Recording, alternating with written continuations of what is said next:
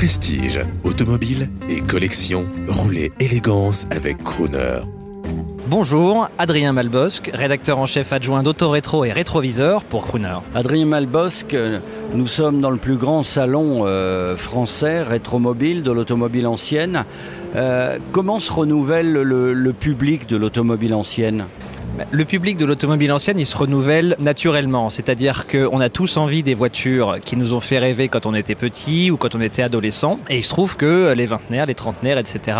rêvent devant les voitures des années 80, 90 ou des fois 70. Donc naturellement, on observe un phénomène de glissement.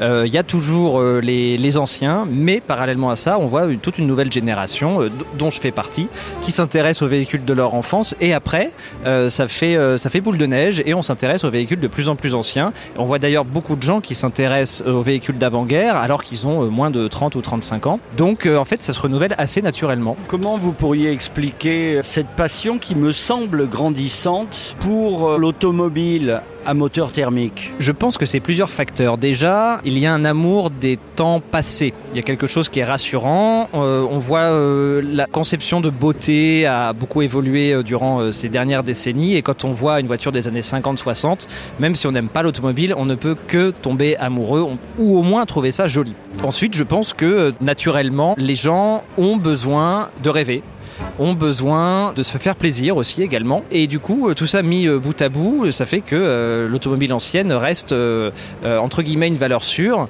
parce que c'est beau, parce que c'est utilisable. Vous achetez un beau tableau ou une belle sculpture, ce sera difficile de faire de la route avec, alors que avoir une belle voiture, rouler avec, se faire plaisir, participer à des mariages, des cortèges, des salons, voilà, il y a vraiment moyen de se faire plaisir. Donc ça explique un engouement qui, à mon avis, n'est pas prêt de se tarir.